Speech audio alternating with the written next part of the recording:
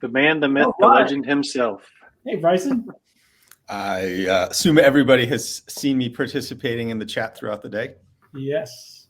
Just like Dave, I am also on travel. I think a lot of people are on travel. Yes. Nice hotel.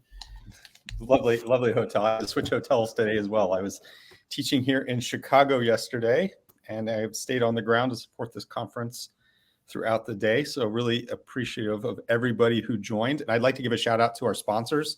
I know this is kind of tricky for smalls, and I hope everyone appreciates, because I remember when I was much younger and a little more headstrong, I found sponsors, like I was like, why do we have sponsors and why do I have to watch their stuff? But they are really the ones who participate and make this stuff happen. And so the more you can engage with them and do all of this stuff, the easier it makes it for everybody to gain something from it and to continue to do it. So that's a good thing. That's a good thing. We want more of that. Completely agree. All right. We'll turn it over to your last session. All right. A practical guide to offensive cybersecurity. So for those of you who've seen me speaking over the years, I really want to emphasize the practical. I have seen many talks and many blogs from the talking heads who all give this advice that you can't apply, or it's niche, or it's too complicated. And most of us look at it and it's aspirational at best. So I really like to ground in practical takeaways from my talk that you can do today. And I want you to hold me to that. If there are things that you think that you didn't take anything away from this, I want you to call me out, because I would be very surprised. So I've done a bunch of stuff. I'm known for my antics. Unfortunately, I forgot to pack my unicorn horn, so you're getting me as I am. Where this all began. So the idea for SCYTHE originally started from a consulting engagement where Target had asked us to build a network implant. And I thought there could be a bigger and better way to do that, as well as clearly there was a market need for that. And so my background is offensive cyber. I did the real offensive cyber and led those teams back in the intelligence community. And I always wondered, why did we always win? And it sure seems that way when you look at the criminal and commercial world, that it feels that the adversary always wins. And so I put together this fire talk at SCYTHE. And me being me, of course, I come in costume.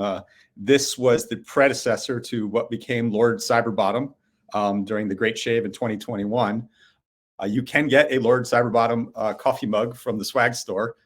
So if you like it, you can get that. And I felt like, it being a fire talk, I had to bring my own fireplace, make it an official fire talk. But the point of this talk was that I felt that there needed to be another way to look at this problem. Cybersecurity is an interesting discipline because it's kind of this mix between the technical and the non-technical. And the non-technical and technical together lead to the reason that there's always a way through from an attacker's perspective. And I just kept thinking, well, if we look at the entire attack chain, that's infinite, but there must be some way we can bound this space so that the attacker is not always going to win, where whatever defenses, whatever insights we draw the line on, they survive tomorrow. Because I feel very much like we're in Groundhog's Day. Whatever we do, we keep getting surprised. And so I came up with this idea from the SCYTHE talk, from the work that I've been doing, co-developing what was then Project Crossbow with Target, about how we could bound it. And there are three fundamental principles, and you can see the talk here. And the talk's a little more half-baked, because I saw that as imploring the community to, like, hey, I've got an idea and I want you to jump in with me and weigh in on that. And it's three principles. One, attackers can only do things on the computers you have. The way that they do things is going to be communicating with the protocols that are in your environment. I can't bring another protocol to the table. And then finally, and since I need computational cycles to actually do something on those computers that are yours, there's a set number of commands or operations that I want to run. And when you look at those three things, those are all limited. I mean, I can't work on computers you don't have, so there's only a certain number of computers. And then the way they talk and what they do is the finite Cartesian plane of possibility. And so if you think about all the permutations through that space, it is theoretically possible that we could, in fact, bound attacker behavior in the post-access environment. And for the first time, truly, actually, not pretend, not an approximation, measure cybersecurity. And that was the talk, and that became the design philosophy that underpinned the platform we built here at SCYTHE. Small aside, this talk was not well received. I think most people did not really understand what I was talking about, as well as this was in the vein for several years there where I took the offensive community to task because I saw the limitations of what we were doing. And business is not going to tolerate paying that much money for something that they're not getting the return on. So that might have also been why the talk wasn't well received. Security is defined by the threat. When we are talking offense, we are talking based on this principle. Whatever we do, whatever compensating control, whatever architecture, whatever we are doing, the ultimate vote is what the threat does. Hence the value of offense. So what is the threat? Well, we hear often about the advanced persistent threat. And I like to joke that any company that breached, well, that threat certainly was advanced. As how else can I feel better and save face through it? But the threat really is the fact that the old method of state on state action and jostling and looking for advantage, the interconnected nature of business and pretty much every human today has made that the easiest approach. This is what we call the asymmetric model, right? And so our primary adversaries are the North Koreans, the Russians, the Chinese, and North Koreans, the Russians, Chinese, and Iranians. And each one has a different motive. Imposed cost, Andrew Thompson over at Mandiant talks about the value of attribution. And I think there's two ways to look at that. First, that's great if you can afford it. And I really want to emphasize that point because that's going to be a lot of what I talk about in this presentation is not just the methods and the ideas that appeal to the folks that have the budgets, but the reason that we invited Tara Wheeler to be a part of UniCon. We have so many more companies affecting so many more lives and people that aren't large companies that can afford these things. And everybody is still subject to the threat the same way. So these threats do not work monolithically. And if you look at the statistics, more than the majority of all cyber attacks that we see actually come from what would be called organized crime. But organized crime, I don't think is a fair statement because we know for sure that there are state-sponsored criminal organizations. I would argue when we look at motive, the North Koreans are effectively operating like an organized crime state, even though they're technically a nation state. Back to the attribution piece, the other part then, beyond what I've already discussed, the second point of attribution is attribution only matters as much as if I can discern the motive and tie that to risk, then I will be able to understand what that means for me. One of the gaps we always have in cybersecurity is contextualizing it to our organization, which is why it's so important for all of you to take the nerd hats off and understand your organizations, because that is the only way that you can truly assure them. So what is the threat? Intent. I have to want to do something. If I don't want to do something, well, I'm not going to do something. Capability. And capability is the big one. Capability is what takes, I hate you and I hate you and I'm shaking my fist at you from across the Atlantic, to the fact that I can actually do something about that. And then the part that we can control, which goes back to why I anchored this in my SCYTHE Fire Talk from 2018, is opportunity is what we present. What is our attack surface? What do we have that allows you to take something? Again, the protocols and computers that we have are the opportunities that they can take advantage of. Leslie Carhart in her OT incident response talk mentioned, I just lost my train of thought on what she said. Sorry, what they said. I forgot it. It was really whatever it was, and it applied. Those three combined in a Venn diagram are the threat. So capability. We just talked about capability as a core part of what makes a threat. And you don't need a red team, you need a red capability. And that is, again, the first thing I want to distinguish, because so many folks look at that kind of offensive security as something that only the bigs can afford. And that's not true. You need it. We just need to find a way as an industry. And there are a lot of projects that are coming, and we're also working on some of these things where this will be affordable and easy to use at the lower levels. 2 documents that we've created that to help you is, first of all, we've created a red team guide. So for those who are on the precipice to building up, we have a guide coming for you. And then out of one of the other ebooks that we're creating right now on offensive cybersecurity maturity, a model to sort of tease you where we are looking at, again, we can build these capabilities up. You don't need to be able to do the hardcore stuff. You don't need to do a truly sophisticated, realistic emulation. And that's one of the things we're going to be talking through in this presentation is some, I love to cheat, right? That was it. Leslie said hackers are lazy, which I say all the time. And we can be lazy too, right? We just need to pick the right moments to prioritize because we can't get more resources. So key here, don't focus on red team, focus on capability. And when we look at that, we want to be balancing the capability from what is easy all the way through what is realistic. The two are diametrically opposed today. It is very hard to have something that is very realistic but convenient, and vice versa. So I'll give you an example. And I see this problem particularly from a monitoring and MSSP perspective is there are some competing tool sets out there, and they're really convenient.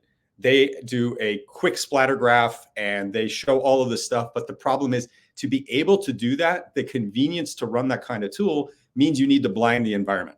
I mean, everybody, I think at this point has probably heard of HD Moore's Metasploit, which is now at Rapid7.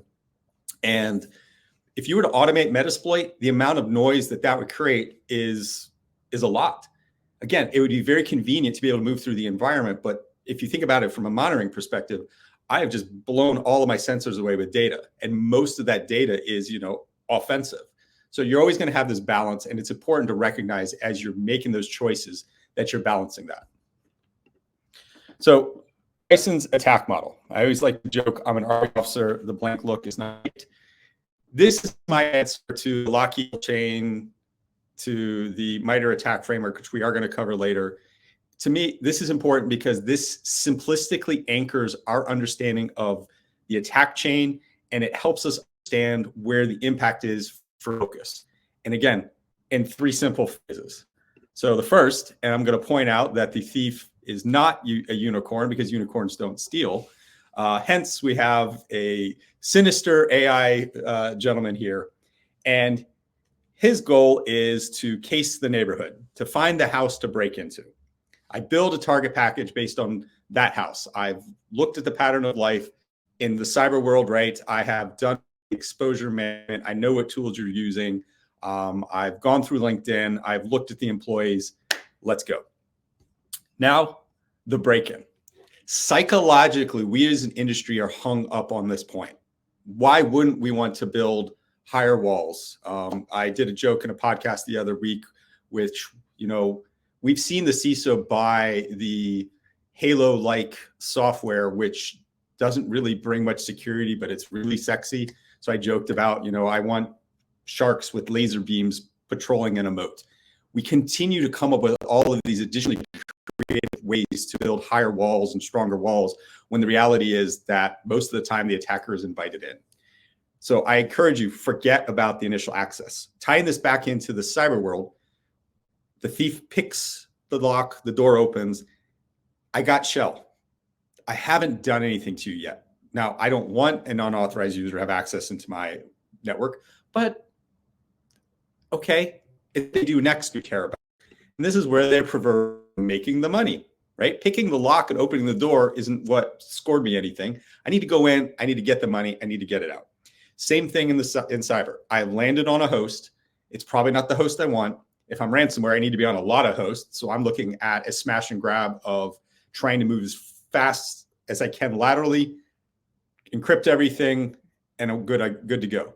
Or whatever different motive I have to do that, I am moving and I'm making noise. I'm iterating through an action cycle to do that.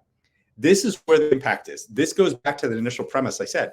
I'm doing that on your computers using your protocols with the capabilities that I can run on those computers. That's it. That is finite. That is something where if we focus that effort over time, we will see results. I am never going to promise you that you can stop O'Day. Anybody who does is selling you something. But what you can do is you can start to catch the collisions in attack logic, because it turns out they kind of need to do the same things over and over again. And there's only so many ways I can do those things. Testing maturity. So this gets tips. This was a project back when George Urchias, who's now over at Verizon, was our CTO, and Tim Schultz, who's now also at Verizon. We worked for a long time in trying to think through all the different risk assessment styles. Simplistically, to the left, we have the traditional system view tests. Vulnerability scanning and vulnerability assessment gives you vulnerability management. I have a list of vulnerabilities. I check them against the system. I accept risk or I patch. When I teach vulnerability management, I actually recommend a third way that I learned from my work in operational technology about being a business partner and mitigating risk. But for summary, we all know what that is. Penetration testing, we're using a different definition here because penetration testing has the compliance definition of the annual pen test I am required to do to be regulatory and compliant. Here, we're using penetration testing as unauthorized system access. How do I gain initial access to a machine? How do I break in? So basically a system view. There, we want to grow to how do we test our operational awareness? How do we look at a system of systems perspective? And the spicy part here is we recommend purple teaming to be that step before the traditional red team. And so if you look at it, we're looking at purple teaming growing up into more sophisticated red capabilities over time, but starting with the purple team process for the simple reason that I'm more likely going to be tied to business objectives because I am transparently and collaboratively building scope, executing a scope, and fixing it as we go. So we gain confidence in our process. We gain confidence in communications between the teams. The teams are getting further educated, and we are understanding and validating the levels of visibility and telemetry and response in our environment. As we build that up to a certain level, that's when we go to the pure old school red team. Let's bring the human operator in. Let's have imagination. Let's see how far we actually got with a true red team versus the beginning where you're just getting beat up for no reason. So what is purple teaming? Everybody has graduated kindergarten, and I'm assuming a lot of you have heard me say this before, so you know that red plus blue is purple. I offer a broader definition. Collaborative milestone-driven exercise. The reason I say collaborative versus red and blue is why are we only limiting it to those two functions? Why aren't we bringing IT infrastructure, IT help desk? Why aren't we bringing in the business function that we are trying to test, like HR, like finance, like core operations? If you think about it, this also helps support a security champions program, which continues to get security out of the mindset that we're alone trying to educate all of these other folks who don't want to listen to us. Let's bring them into what we're doing. And then milestone-driven exercise. The traditional approach to purple teaming is by the procedure of a TTP. That command, stop, observe, make a choice. Well, maybe it's a set of commands. Maybe it's a set of commands that lead to a particular offensive objective that ties to the business. So just a broader view of how to look between the two ways of who's involved and then how are we breaking apart the exercise as we walk through it. Okay, I couched earlier, don't be a nerd. I cannot tell you how many calls and how many conversations I have with folks that are frustrated with the business. They don't get it. Hey, would you check out my technical architecture, the technical approach I'm doing? And I look at it and I'm like, this looks fine. What's really the problem? Like, well, I can't make it happen. I'm like, it's not because the architecture is the problem. It's because you haven't gone and learned the business. And I've done work in manufacturing before. I did a stint there. And it blows my mind that in IT security, it seems to be the only part of the business that doesn't understand that if I'm creating a change that affects other parts of the business, that's called organizational change management. It's not something I go and PowerPoint and inflict on them. It's something I go and I build peer and management support. There's three kinds of management. The one we're most familiar with is managing down. We get into our careers, we quickly learn to manage our boss, and we miss the fact that it is the sideways management of peers that are outside of our immediate group that truly makes our success over time. If you want to make change, you need to gain those peers' relationships. You need to go and learn the business. And then you need to understand what their priorities are. The security we're implementing should tie to those priorities. And by the way, probably make their lives easier along the way. And security just happens to be the side benefit that comes out of it. So Sunil Yu, who is on the SCYTHE Advisory Council in 2017 at the RSA conference, published this idea from when he was at Bank of America called the Cyber Defense Matrix. You heard me comment earlier on operational awareness. We start on the left side with structural awareness. This is the classic know what you got. And you'll see the x-axis there are the 5 phases of the NIST CSF. I had someone comment to the other day, they were like, what about government action? The latest version of the NIST CSF is embedded in each of those. They did consider last year in the draft of having it as a separate section. But if you were to put it somewhere, govern and identify are kind of that upfront of setting the foundation for everything else. Protect, preventing unauthorized access. That's where we talk about where initial access happens, the incident happens, and now we're into detect, respond, and recover. The point of why I'm doing this, it's going to come into scope, but this is your homework. Take 5 minutes, sit down at your desk, and with the categories on your left against the 5 phases, what vendors, what software, what policies, procedures do you think you have in your organization? It doesn't need to be perfect because it's a starting point. Covers these. And you're going to identify 2 things. One, you're going to identify places that have gaps. I don't need to go and do a risk assessment to determine we already have a gap in our defensive portfolio. And more commonly, you're going to identify lots of things in the same box. Those are opportunities to look at, are we really paying for what we need to pay for? And then where can we make sure that they are fit with each other so there's not a gap between them or too much overlap? So part of what we learned from that is we have all of this stuff. And I hate to tell you, the days of security continually getting a huge increase in budget every year are over. The economics of the last 2 to 4 years have changed that. The CISO can no longer go to the board and say, last year's budget plus 10%.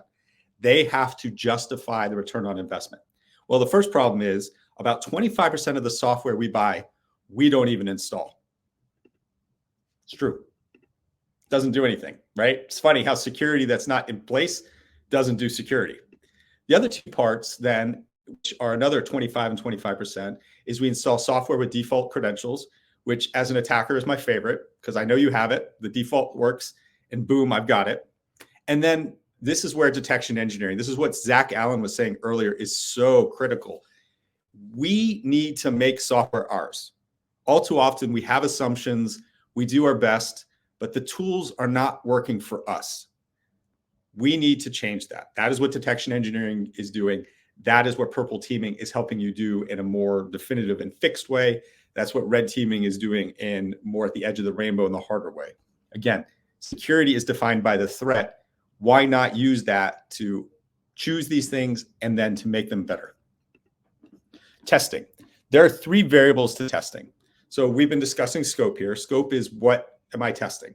And I'm going to walk through a real quick exercise because I've seen a lot of offensive folks in the community complain, hey, the adversary doesn't have a limit to scope. Well, there are business reasons for that. And there's also a reason for you to also consider a smaller scope because maybe we don't have the red capability figured out. So let's start simpler and it's easier for us. Maybe we're still learning how to do this process. Maybe I'm still in the beginning of establishing those peer relationships. And so I'd like to start with something simplistically to embolden and build trust with a peer and another function, as opposed to trying to do something too hard and too complex, and I kill that relationship. Complexity. Complexity is what I was talking about with red capability being across the spectrum of convenient to realistic. And then finally, frequency. How often am I doing these exercises? Most of us are already inculcated in the idea of doing them annually, but we can do them more. One of the coolest examples that I've seen with one of our clients, they have quarterly large exercises, but on a daily basis, they're actually using the SCYTHE tool at a tactical level to just continually test different configuration changes in the environment, because that doesn't need to be this huge purple team test. That's something at the point of use I can validate and refine before I push it into the environment to eventually then test it in the long term in a quarterly exercise. So what's in scope? So from the previous homework, we learned that there's two opportunities: gaps and things where there's several things in a box. Those would be opportunities to start here with what we put into the exercise. Now, if you recall from the BAM model, the greatest organizational impact turns out to be when there's actions on objective, when they're already in. And so in terms of starting for an exercise where you're going to get the most bang for your buck, again, so much of business and organization is around return on investment. Where can I do something that I get the most for what I'm doing? Hence the idea of an assumed breach. Now, the technical purist will be like, well, that's not the same. Yes, it is. Are you going to spend 5 years building out special military capabilities, recruiting assets, and doing a close access operation, the equivalent of a military unit? No. Why would you? By just starting on a box, you've already done the equivalent of that. That's the equivalent of being an APT. That's the equivalent of an insider threat. That's the equivalent of a 0-day. That's the equivalent of a phishing day lands, right? Already being breached, greatest ROI, and you've already done the equivalent work. Now, the corollary then would be, well, then what, right? What if I'm interested in other parts? Absolutely. I mean, the whole attack chain is something we're interested in. It's just recognizing what the return on investment is that I'm going to get the most from it. Exposure management is absolutely a part of hygiene. I'm just recommending bringing that part into exercises is going to exponentially increase the cost and lower ROI. It's something you want to build to as opposed to starting with, unless there is a valid business reason from your. So I talked before about doing a quick IT OT scope study here. So to start with, if I were to do a purple team exercise on just a VM in a lab, would that have value? And the answer is yes. Start to understand how our base gold images work. Is that incredibly complex? No, but it is a foundational insight that I can validate on what happens. Now, let's say I do that same exercise on only one computer in production. What am I going to learn from that? Well, the same things that I learned from there, I might see that there's a difference of how that looks in operation. And now I'm going to be adding in telemetry, because that host is going to be tying into my detective controls that should, right, as part of what we're validating, feed up to the SIM, to the SOC, to the MSSP.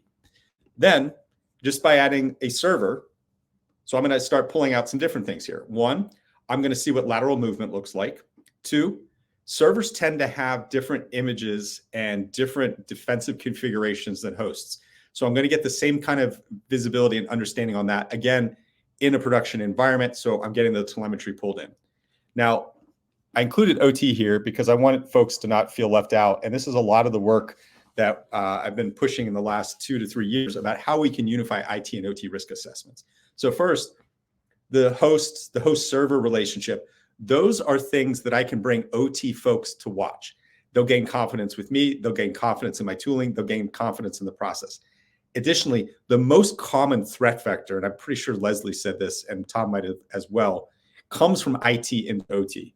Now, again, I'm not suggesting that direct internet access and OT isn't a hygiene that you want to approach, but when we see attackers doing this, that's the most common. So by building up the strength of IT detections, I am in fact making OT safer. And then I recommend a jump box. So a jump box is traditionally a way to do remote access management and to interact with OT devices. It's a traditional PC, typically. It's not critical, but I'm now moving into the OT environment. So it's a great way that I can start to expand and bring it even more into what the OT environment is. Then finally, I can now add in what would be called a human machine interface. So this is 3 to 4 generations old Windows or Linux box with a graphical interface that depicts all of the OT devices that I, as an engineer, can at a glance see status, interact with to do maintenance and operations. Now, because it's Windows and Linux, my traditional red capability most likely will work on there. There's unlikely to be a risk of damage because it is more like a traditional PC. I say more like. And the key point here is I'm not trying to do anything for impact, but by merely working on that, I'm now able to validate connectivity. I can start to demonstrate what would be impact, not actually doing it, because we can see what those detection response and the compensating controls look like in that environment. So this is a way to think about scope from very simple to IT and OT convergence, as well as how we can build up from, again, very easy to very complex, all while gaining value. So how do I do threat intelligence? I mean, you're already paying it. And I want to actually throw this in chat. So this is a question for the group. How much globally are organizations paying for threat intelligence today? Not like per client, but overall, we as an industry, how many billions of dollars are we paying for threat intelligence?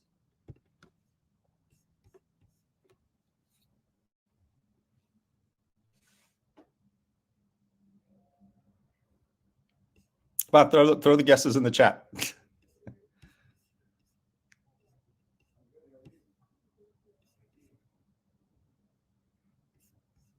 Nobody wants to guess?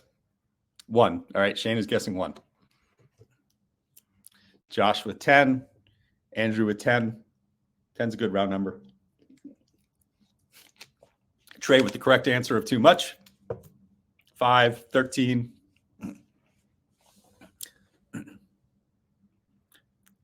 Mark, you're actually making me doubt myself. Did it increase to 13 because it was 11 the last time? Inflation's real. I will tell you that the stuff I read recently showed it above 12, approaching 13 billion. All right, I will defer to Mark and correct myself on the fly and go with 13 billion is the right answer because Mark is a lot smarter than me on these things. We're paying $13 billion. Most of that money goes to very basic threat intelligence. And everybody knows this from the pyramid of pain. It's the bottom 3 IOCs, domains, IP, and hashes. And those are machine readable, they're easy to implement.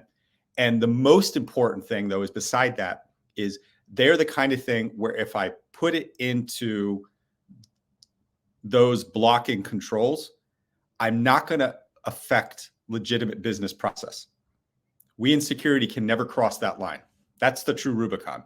You are allowed to walk up where you are with almost 100% confident going to stop something and not have it be something that's going to get you fired. Pretty easy. This is then where we have to go on top of that. So there is a boutique part of threat intelligence, which gets into some very niche attribution, where it gets into a lot of fascinating and, in quote, sexy work on the dark web. But what we really want is we want threat intelligence that can drive behavioral insights where we can make a difference starting tomorrow, as opposed to just working on what we're doing today. And that's what we're getting for it. And here we are, right? So those bottom parts are what we talked about. This is what our focus is. This is where we can draw a line in the sand that doesn't get swept away, because there will be behavioral and logical collisions in that part of the attack chain. We will catch them over time. Things that have never been seen before, they will go back to things that have been seen before, and we will find them. So I promise things that are easy to do. Free threat intelligence, because a lot of folks can't even afford threat.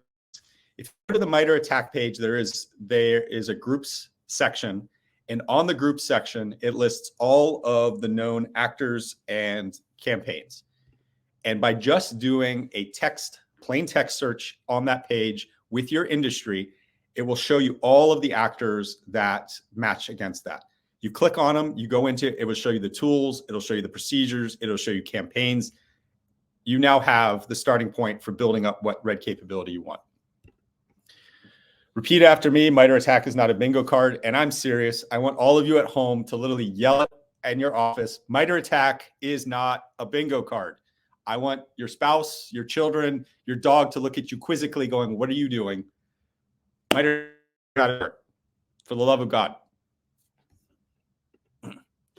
All right, actually, I cut out the MITRE attack page on that one, so I'm just going to explain this here. So some of you heard me say this, and I'm going to continue to repeat it until it becomes the standard of how we describe it.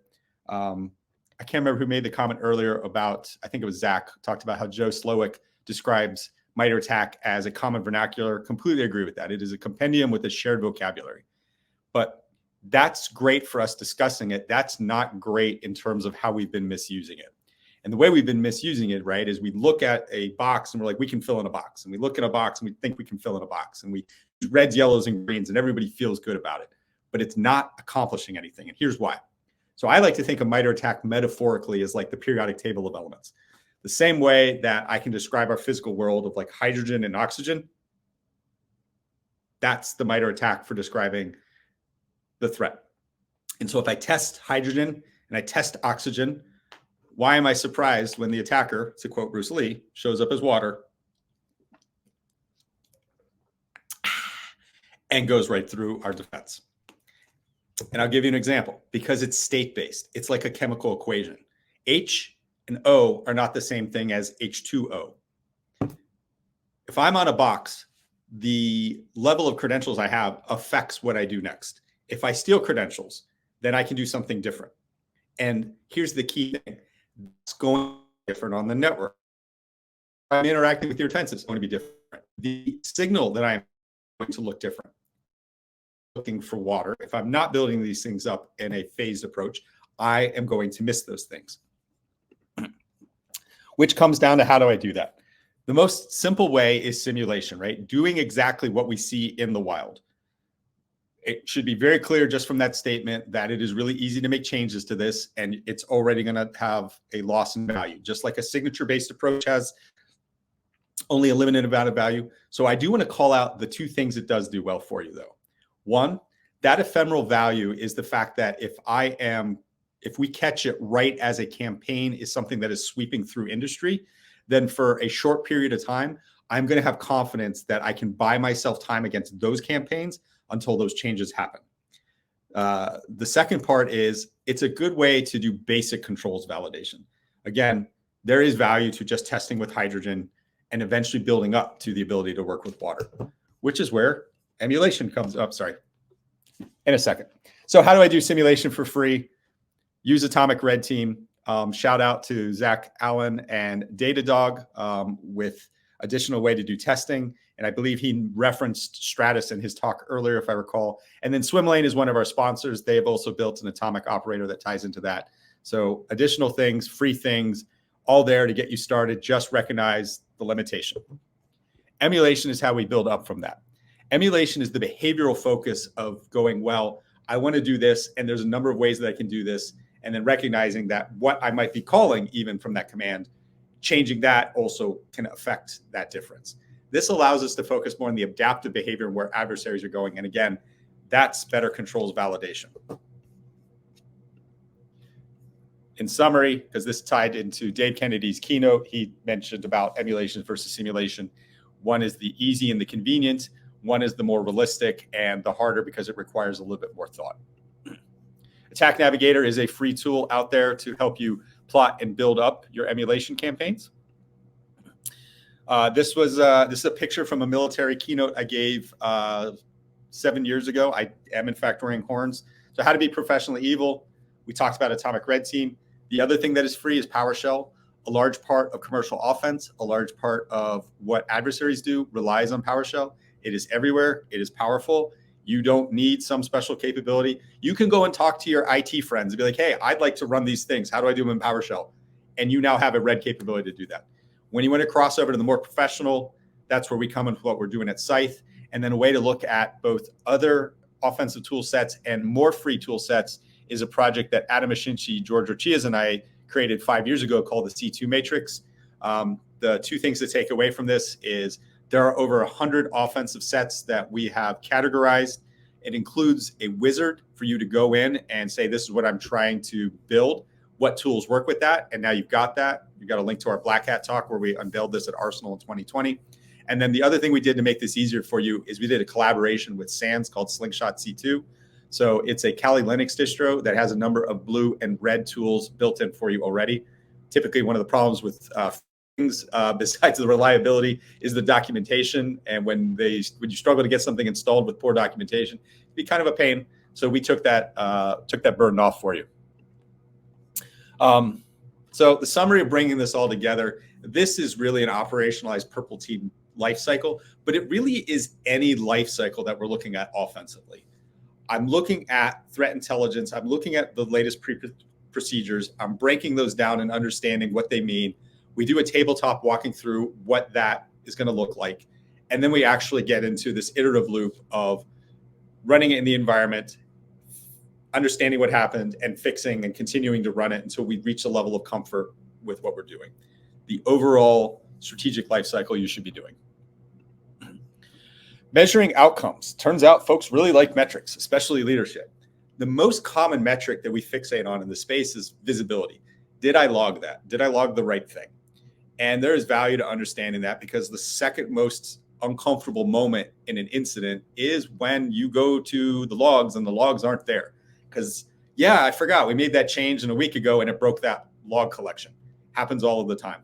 If you're wondering what the first and worst most moment, this ties to Tom Van Norman's talk, which is when you go to the backups and the backups aren't there. Because logs I can recreate, albeit under a stressful condition. Backups I can't. If they're not there, you're starting from scratch. This ties to regulation. This also is, I'm going to point out, you should be incentivized, because the longer the dwell time, the longer an adversary can operate in your environment, the more impact they can have. Hence, our compensating controls, understanding the timing of them is critical. And don't just focus on the academic setting.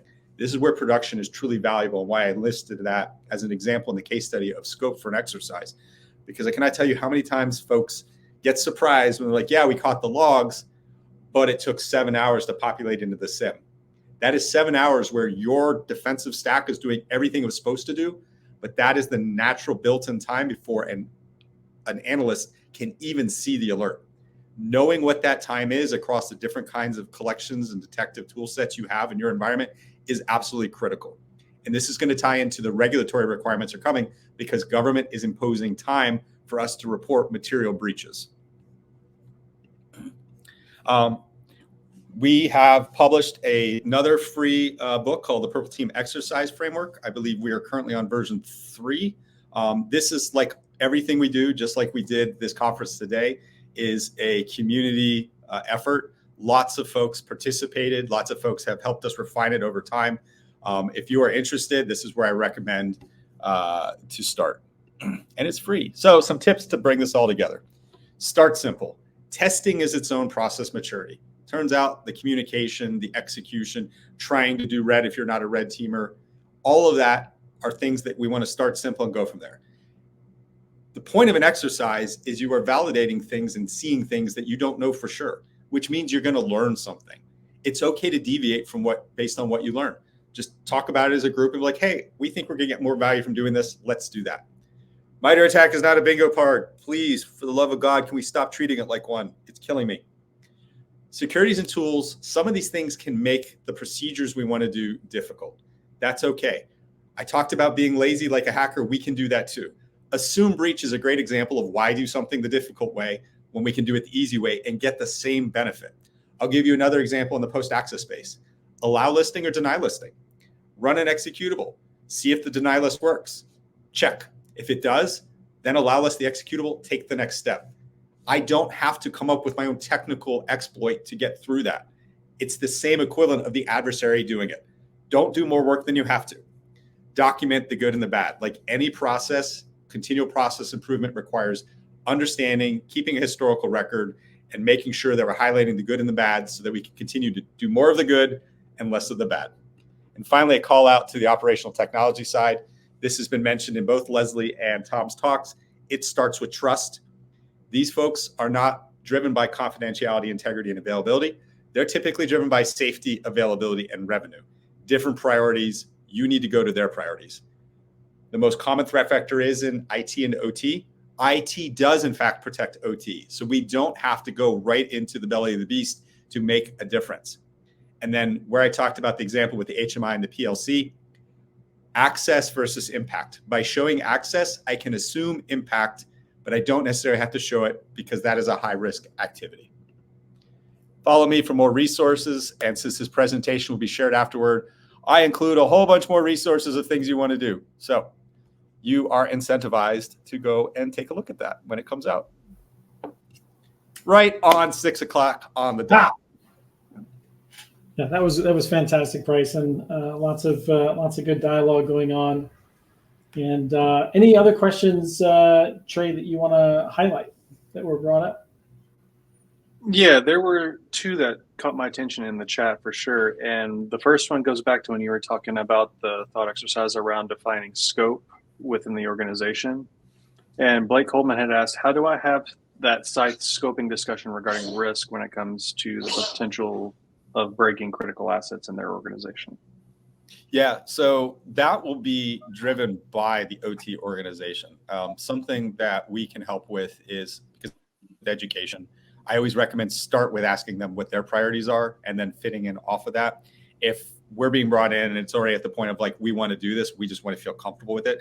That's again why I gave the example of the case study. We've done this with a number of asset owners. So that case study example that I gave is not made up. We've actually done this with folks. This is part of what ties into what Trey's team does with quarterly exercises, where we'll start with the IT thing. We'll show them that. We'll get the OT folks comfortable. We'll help build those conversations, which will be between us and OT and them and OT. And then we start walking it across. And this can even apply in the traditional IT side as well. Maybe your org is very risk adverse for you playing around on critical assets. Make duplications, make a copy of it, play with it in a lab first, show that what you're going to do will not bring down production. And so build trust and move from there. Another idea on that is because most of these folks typically have cold spares.